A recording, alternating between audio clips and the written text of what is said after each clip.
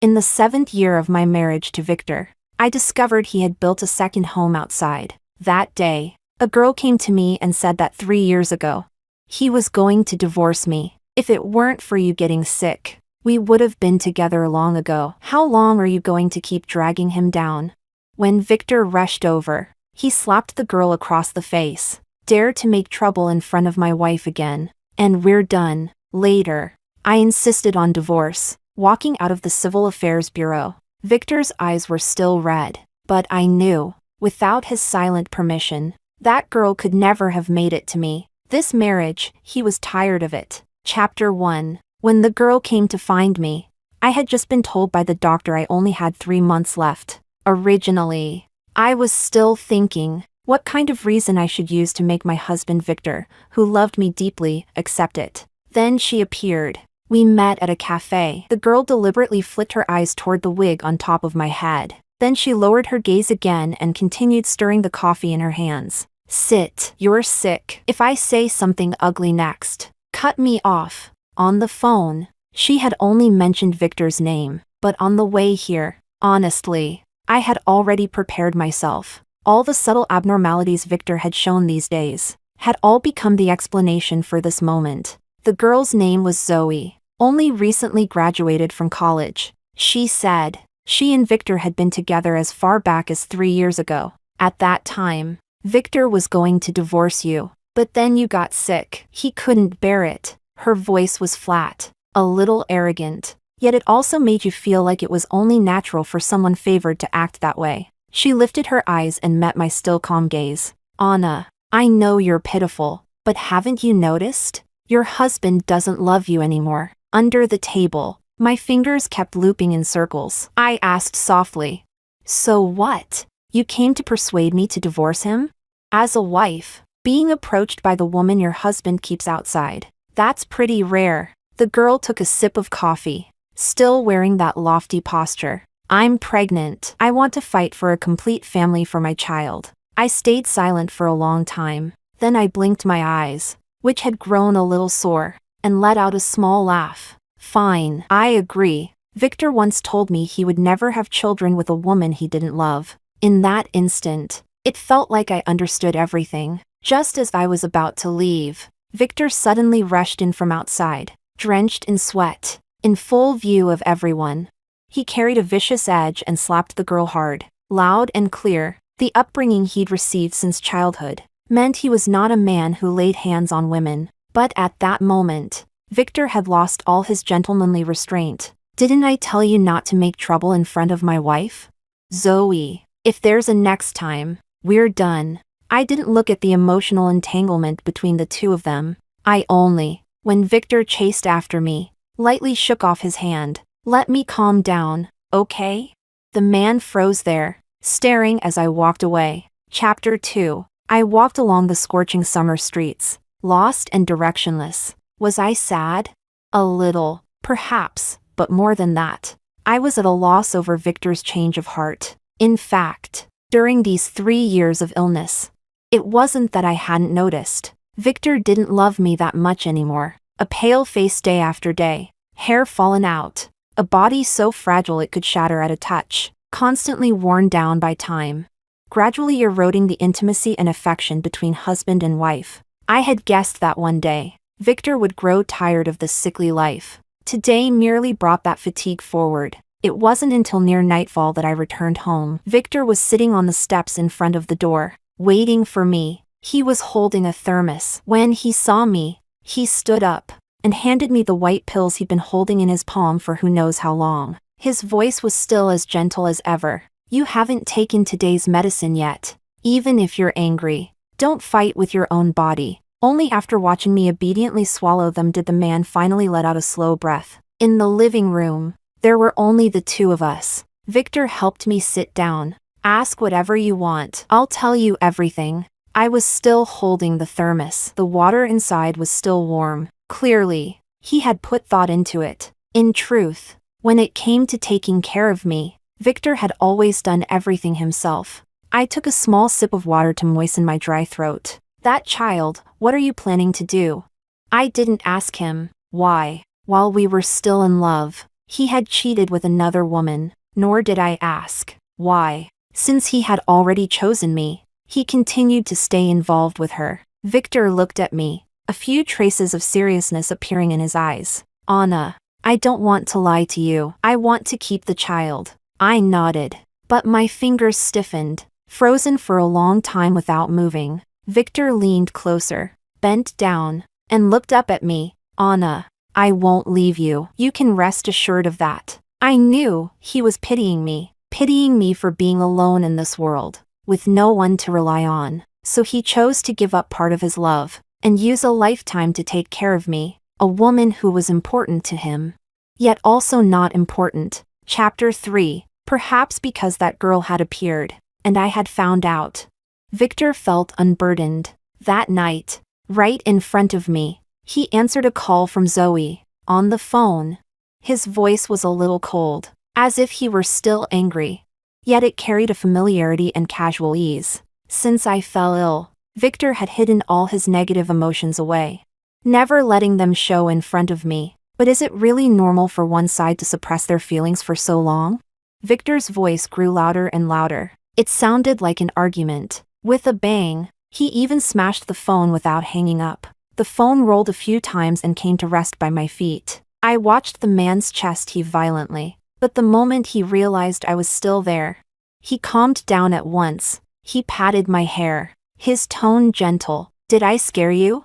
Sorry, I lost my temper. I don't know what came over me. I really shouldn't have asked. Is it like this between you two often? The man showed a faint smile, as if touched by memory. She's not like you. She's got a big temper. When she fights with me, it can last all day. I lowered my head, not knowing how to respond. See? I'd only made things awkward for myself. At that moment, the phone Victor had thrown on the floor began to ring again. The man hurriedly picked it up and pressed answer. Because we were so close. This time I could clearly hear the spoiled female voice on the other end. Victor, you have half an hour. If you're not here by then, we're breaking up. After saying that, she hung up first. The man shook his head helplessly, a trace of indulgence slowly appearing on his face. He turned to me and said, I've spoiled her. Just ignore it. Victor walked to the bed and bent down to make it for me. Go check on her. Don't let anything happen. I thought I'd need to persuade him a bit more, but Victor immediately released the quilt in his hands and walked out. All right, you go to sleep first. Don't wait for me. The last two words came from the stairwell. Chapter 4. That night, I didn't wait for him. Victor didn't come back either. It was only the next morning. There was an extra photo on my phone. A man lying asleep on a bed, along with a line of malicious, triumphant provocation. Even if you cling to this marriage to the death, so what? Isn't he still mine? I ignored it and got up as usual to wash up. Just a simple face wash and brushing my teeth. Yet I ended up dragging it out in the bathroom for a full 2 hours. When I came out, Victor was sitting on the bed, scrolling through my phone. The expression on his face wasn't pleasant. He lifted his gaze and strode over to me, staring at my swollen, reddened eyes. His voice carried a hint of distress. You cried? Sorry. I didn't know she would do something like this. I froze for a moment. Victor pointed at my phone on the bed. The message Zoe had sent me earlier. He had seen it. I slowly walked over, picked up my phone, and deleted it. It's fine. She has your favor. I can understand that. Something I said must have hit the wrong nerve. Victor grabbed my shoulders, his grip a little too tight. For the first time, he lost his usual gentleness. Anna, I am your husband. When something like this happens, why aren't you angry? Why aren't you jealous? Why don't you question me? I shifted slightly but couldn't break free. I had no choice but to meet those eyes, darkening with anger. Victor, she's been with you for 3 years, and she's the future mother of your child. Tell me, what identity should I use to confront her? After saying that, I laughed softly. The man held my face, stopping me from smiling any further. I could even feel the pain radiating from him at that moment. You are my wife, the wife I, Victor, married openly and lawfully. Yes, but if I'm the wife he acknowledges, Why does he only teach me how to endure and resist, instead of making the woman who bullies me leave? I opened my mouth, wanting to say something, but Victor shoved me aside. He let out a self-mocking laugh. Fine, if you're willing to suffer quietly. Then I was being nosy. The first argument since I fell ill ended just like that. In bitter discord. Chapter 5. Victor seemed to be sulking with me for several days. He didn't come home, but every day, 5 minutes before my medication time, he would call to remind me. Before I could even answer, he'd hang up.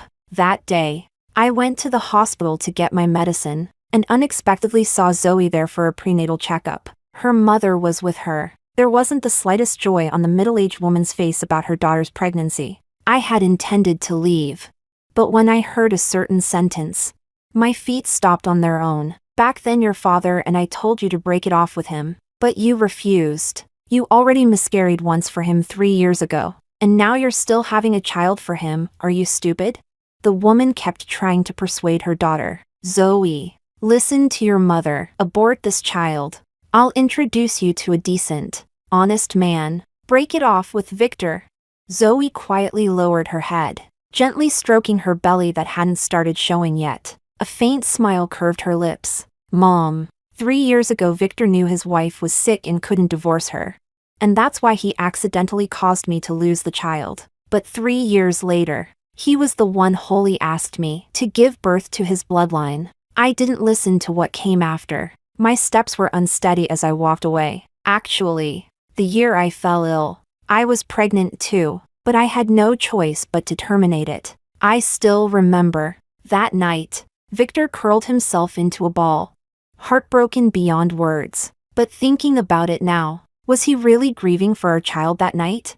Halfway through the corridor, I ran straight into Victor. He must have rushed to the hospital right after finishing work. His forehead was covered in sweat. When he saw me, guilt flashed across his face. He was just about to raise his hand to greet me.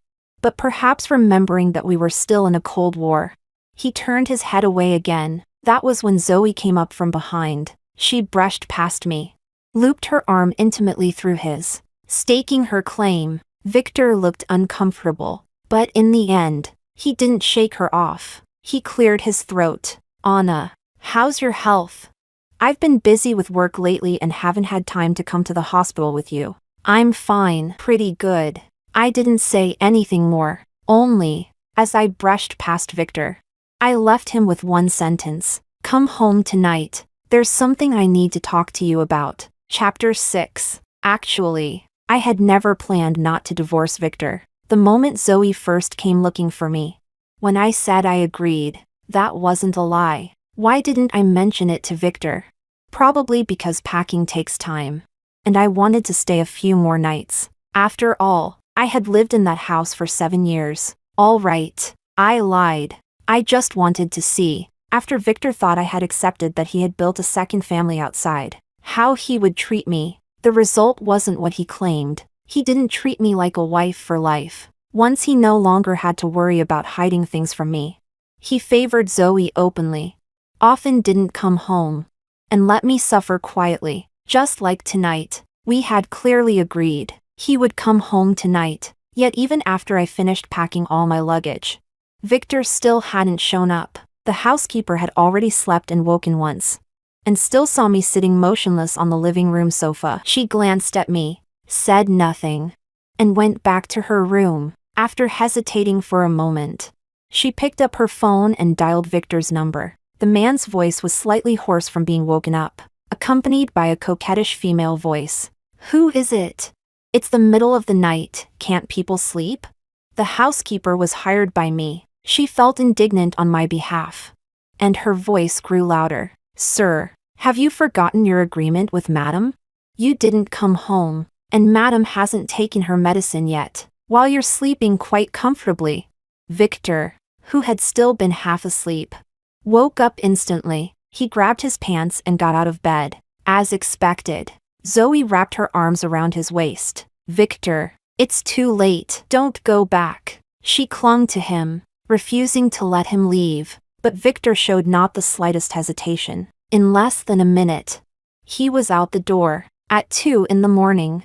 The sound of the keypad echoed through the house. Victor was back. Chapter 7. The first thing he did after coming home was pour me a glass of warm water. Then he placed my medication into my palm. Actually, I hadn't forgotten to take my medicine. It was just that this medicine no longer worked for me, so I thought I'd be willful this once and not take it. But under Victor's concerned gaze, I swallowed it all anyway. He pulled out a tissue and gently wiped the water from the corner of my lips, then sat down beside me. Anna, is there something so urgent that you had to talk to me about it today? Being dragged back from Zoe's side in the middle of the night, there wasn't a trace of displeasure on his face. Victor was always like this, sometimes making it impossible for me to even hate him. I turned my head away, my eyes stinging slightly. After this departure, I probably wouldn't see him again. I took a deep breath, then looked at Victor, who was about to wipe my tears. Let's get a divorce. His hand froze, his voice trembling. Anna, don't joke like that. I can't handle being scared by you. I didn't avoid the pain in his gaze. I spoke softly. I want to leave here, find a place with clear mountains and clean waters, and focus on recovering. I can go with you. I shook my head. No, Victor, I still care. For once, confusion appeared on the man's face. What? Zoe, I care. I care that you cheated during our marriage. I care that you got her pregnant 3 years ago. And I care that my husband has to get out of another woman's bed in the middle of the night before he can come home. Victor's face gradually turned pale. It was as if only then he realized that his coldness toward me these days had hurt me too. He grabbed my hand tightly, flustered.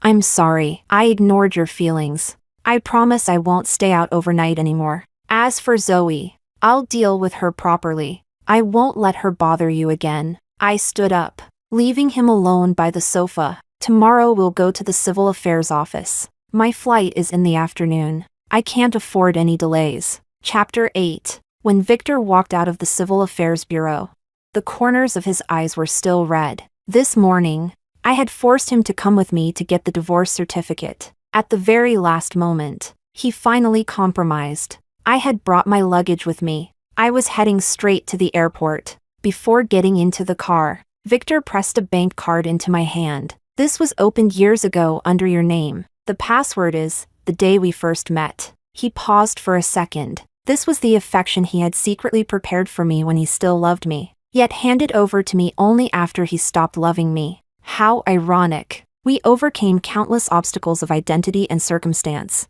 yet failed to survive the cruel twists of fate in everyday life. I took the bank card, waved my hand, didn't turn back, didn't hesitate, and got into the car. Actually, I'm grateful to him, at least during those 3 years when I was ill. Victor gave me hope, gave me support, and accompanied me through the hardest period of my life. When I arrived at the airport, a long voice message came through on my phone. It was Victor. He was reminding me to take my medicine on time, not to stay up late, not to overthink every day, and if anyone bullied me, I had to tell him. I didn't listen to the rest. I interrupted the dozen consecutive 60-second voice messages that followed. Victor, I'm leaving. I wish you happiness. On the other end, the screen kept showing typing. For a long time. Only after quite a while did he reply. Anna, take good care of yourself. You will be happy too. No, Victor, I won't be happy. Chapter 9. While my physical condition was still manageable, I returned to the orphanage where I had grown up. The headmistress was getting old, and her health was often poor. The day I went back, she had been taken to the hospital by her daughter and was on an 4-drip. I didn't go to see her. I only bought some food for the children in the orphanage. This orphanage, hidden away in a remote small town for 30 years, had given every orphan like me a home. Most of the teachers who remained there now were already elderly. They had watched me grow up. Our little Peanut has really grown into a young lady, more and more beautiful. Little Peanut was my childhood nickname. Whenever I returned here, they all liked to call me that. But I knew the teachers were lying. I didn't look good now. The sharpness of my bones showed plainly through my face. Some of the more emotional teachers even hid away to cry for a while. And when they came back, their eyes were red. When Victor and I got married, all the teachers had attended the wedding. Every time I returned here after that, he always came with me, but this time, it was as if the teachers had all agreed beforehand. No one mentioned him. They held on to me and talked for hours about funny things from my childhood, only wanting me to stay a little longer, saying that the headmistress would be back soon. I waved my hand and smiled. No, I'm in a hurry. I'll miss my ride if I stay. Perhaps my smile was too bright. It softened some of their suspicions. They shouted after my retreating figure. Then promise us, next time you come back, you'll stay a few more days. I didn't respond. A promise destined to be broken. Shouldn't give others hope in the first place. I donated all the money in the bank card, anonymously, to this orphanage, hoping that the children's living conditions could be a little better, and that the childhood they had left behind could be a little happier. Chapter 10. For the time I had left, I went to the northernmost city. I was admitted to a local hospital. In the bed next to mine was an elderly grandfather, with an elderly grandmother caring for him by his side. On my first day there, the grandmother treated me to a home-cooked meal. It was fragrant. I ate until I was completely full. When there was nothing to do, we chatted a little, walked around the corridor. I also got to know quite a few people. They were all kind. Not a single person ever abruptly asked me, "Why is it always just you? Where is your family? Where is your husband?" Days passed like this, one after another. I didn't feel lonely, until one day, Victor contacted me. He asked, "Do you still have enough medicine? I can go to the hospital to get some for you and mail it over." Victor must have forgotten, even before Zoe came looking for me. It had already been a long time since he last went to the hospital for me. Back then, the excuse I made for him was that he was busy with work. Only later did I realize Zoe was pregnant, and he simply couldn't spare the attention for me. I typed a few words. "There's still some." "No need, thank you." There was no reply after that. After the elderly grandfather in the neighboring bed finished his surgery, he was preparing to be discharged. Before leaving, he left behind all the fruit that relatives and friends had brought to visit him these past days. All of it was given to me. It was winter, so it would keep. The grandmother said it would be enough for me to eat for more than half a month. She said that in a few days it would be New Year's, and she would come bring me dumplings then. I just smiled. After they left, the hospital room was left with only me, and I also began to speak less and less. That day, it started snowing outside. I didn't get to welcome the new year. I didn't get to see fireworks, and I didn't get to wait for the dumplings. Chapter 11. On New Year's Day, the grandmother kept her promise and asked her son to bring me dumplings, pork and scallion filling, but on the familiar hospital bed, there was already another elderly man, thin to the bone. The nurses in the corridor were speaking in hushed voices. "This grandpa's children are really heartless." During the new year, none of them wanted to take him home. Yet they were afraid the neighbors would laugh. After discussing it, they actually sent him to the hospital. The old man kept gazing out the window, where the crackling sounds of firecrackers filled the air. It made him look so unbearably lonely. By his bedside, there wasn't a single thing to eat. That day, the bowl of dumplings, still steaming, was given to someone else who needed warmth. Back at home, the grandmother called her son, shivering from the cold, to sit down and eat. She even asked about me. "How is Anna? Did she eat the dumplings?" The elderly woman brought the dishes out from the kitchen, still muttering to herself. I even bragged in front of her. Said the dumplings I make taste better than the ones sold in restaurants. The son lowered his head, took a mouthful of food, and replied vaguely, "I was in a hurry to get home. I just dropped them off and left." She probably ate them. The grandmother slapped her son irritably and glared at him. "Useless. I can't rely on you for anything. That poor girl is all alone. Why didn't you stay and talk to her a bit more?" "Forget it. When I have time, I'll go ask her myself.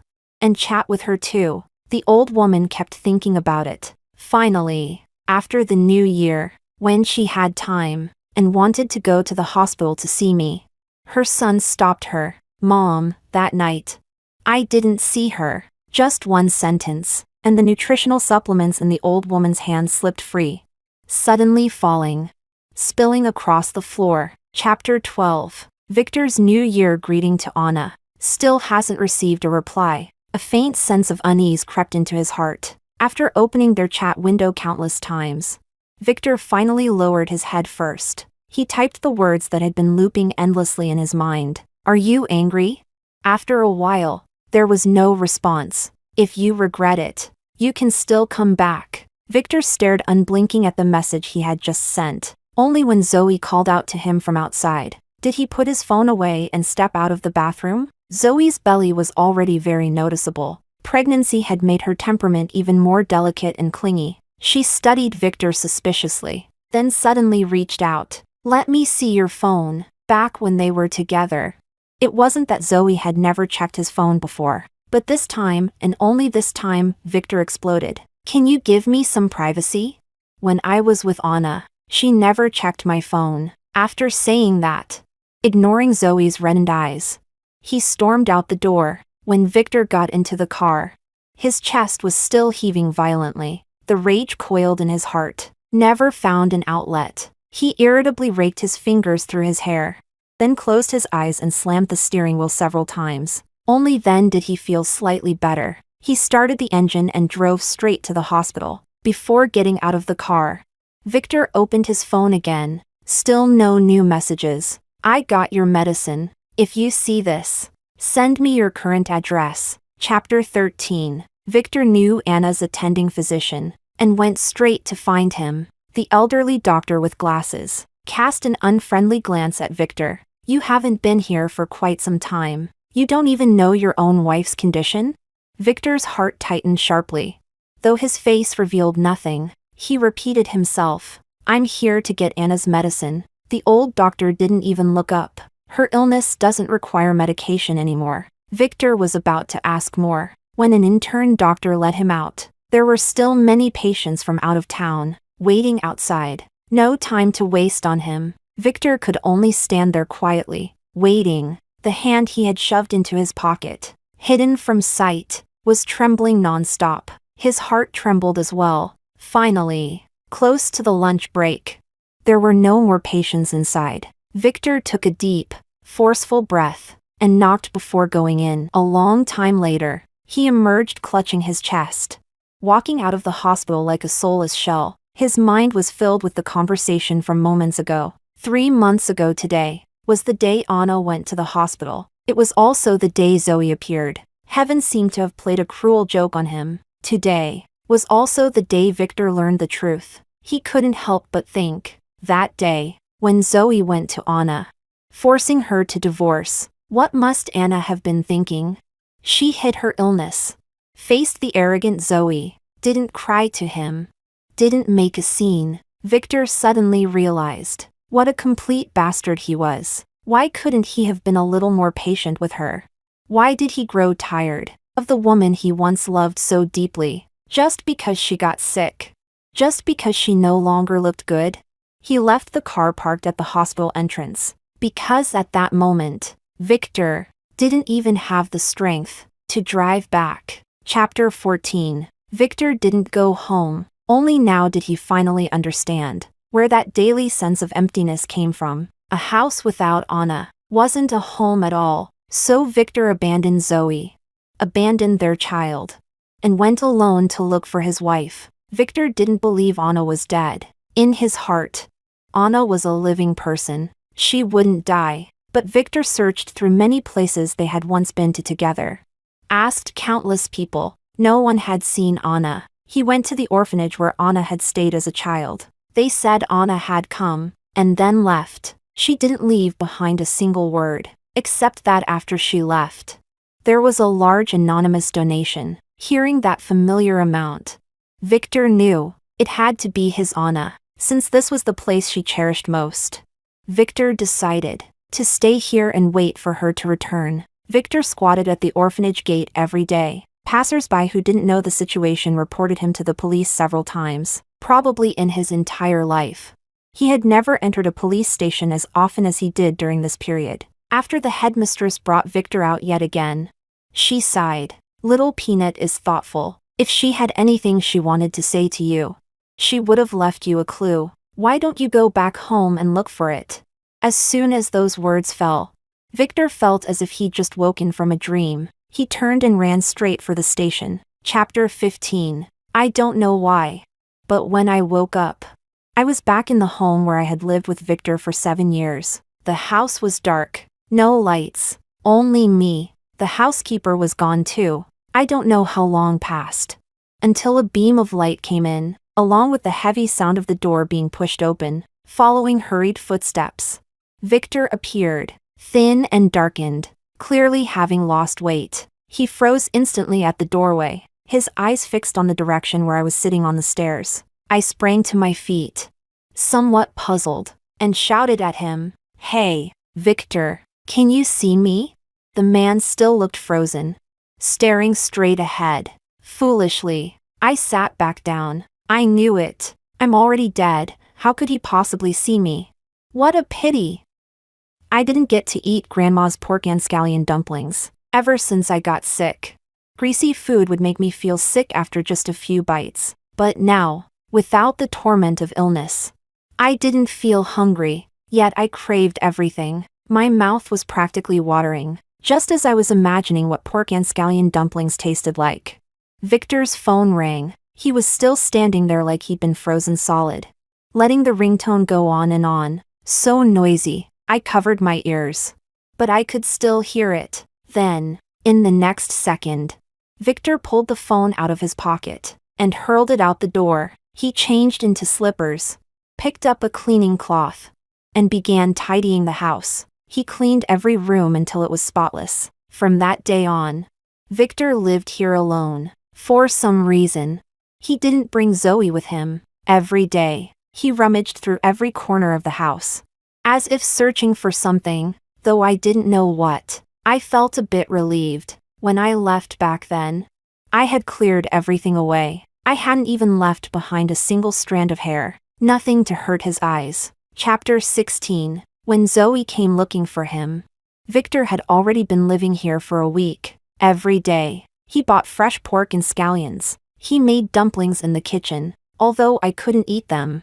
I could smell the fragrance. That alone was enough. That day, Zoe suddenly showed up. She glanced at the freshly boiled dumplings and said lightly, "I remember, you don't seem to like scallions." Victor stuffed a dumpling into his mouth. An oddly blissful expression appeared on his face. Anna likes them." Zoe's chest tightened painfully, yet a chill crept over her at the same time. She only felt that the man in front of her was no longer quite sane. She took a breath and went straight to the point. "Victor, what do you plan to do about us?" The man kept eating without stopping, not even lifting his eyes. "Anything, whatever. Then let's get married. The child needs a home." Victor's chopsticks stopped midair. Without hesitation, he shook his head. "That won't do. I already have a wife." Only after the last dumpling was swallowed did Zoe, standing by the table, finally speak again. "If you had known Anna would die, would you still have been with me?" "Yes." Victor glanced at my quietly curled up figure on the sofa. His voice carried a trace of bitterness. "I thought she was better, that even if she left my side, she would still live well in this world. When Anna was here, I still had a heart capable of falling in love with someone else. But now that Anna is gone, I don't have a heart anymore. What would I use to marry you?" Chapter 17. Zoe bent over. It was hard to tell whether she was crying or laughing. A rather loud sound escaped her. When she lifted her head again, tears were already streaming down her face. She gathered herself, fell silent for a long time, then reached out and gently touched her abdomen. "Victor, our child is gone." The man's eyebrow twitched ever so slightly. Other than that, there was no additional reaction. Zoe let out a few soft, mocking laughs. This time, her voice carried a faint, lifeless despair. "I used to think that in your heart, I could at least stand on equal footing with Anna. I even thought that in this world, no one could love you more than I did. But the moment I learned that Anna had died, I realized I had completely lost. At the very least, I would never, on my deathbed, personally help my husband be with another woman. Zoe pulled out a chair and sat down, took out her makeup bag. While touching up her ruined makeup, she said calmly, "Victor, my mom introduced me to a divorced man with a child. I'm going back to my hometown for a blind date. Aren't you going to ask why I'm not choosing a man with better conditions?" Before Victor could ask, Zoe continued on her own. "After aborting our child, I won't be able to get pregnant again in the future. Maybe this is my punishment. I shouldn't have met you. I shouldn't have destroyed your marriage with Anna. My mom was right. Mistresses never get a good ending." Zoe stood up, pushed the chair back into place. As if she had never come at all, she took one last look at Victor. She bit her lip, turned around, and just as she stepped out the door, she still asked one question. "Did you ever love me?" Victor fell silent for a moment. He didn't answer the question. He only said, "I'll give you a sum of money to ensure your future life." Zoe didn't turn back. Her voice was hoarse. "I don't want it, Victor. I wasn't with you for money. If I took that money, it would only make me feel even more inferior to Anna." Chapter 18. Aren't you going to chase after her? Victor answered the empty living room. "There's no need." I drifted lightly to stand in front of Victor. There really wasn't a trace of sorrow on his face. "I thought you two loved each other deeply." "Victor, you're lying, aren't you? To keep a relationship hidden from me for 3 years. There's no way you didn't feel anything at all." The man pulled his unfocused gaze away from the sofa and locked precisely onto my eyes, just inches away, so he really could see me. "Anna, are you satisfied now with how this ended for us?" The question caught me off guard. To say I didn't hate him would be a lie, but hatred, too, needs strength to sustain it. The moment we divorced, I told myself, I must let go of Victor completely. Don't think about him. Don't look at him. My brief hesitation made Victor think I was still angry. He raised his hand and slapped himself hard across the face. Then, with a look bordering on madness, he said, "If you're still angry with me, then curse me. I'll do the hitting." I didn't stop him. Only when his face no longer resembled its original form did he finally notice. My figure was gradually becoming transparent. Maybe I was wrong. I thought I didn't hate him. I was the one who got sick. I was the one who became unattractive. I was the one who burdened Victor. If he wanted to divorce me, it wasn't because he was heartless. But then, as Victor struck himself again and again, why did I feel a sense of relief? I think I finally understood. Seeing Victor fail to reach a happy ending was the deepest obsession buried in my heart. It was also the reason I appeared here. Now that my wish had been fulfilled, it was time for me to leave. The light of hope in Victor's eyes shattered bit by bit. He cried as he reached out to keep me, but could only watch helplessly as I continued to fade away before him. The last thing I saw was Victor picking up a fruit knife nearby, smiling as he said, "Anna, don't be afraid. I'm coming to be with you."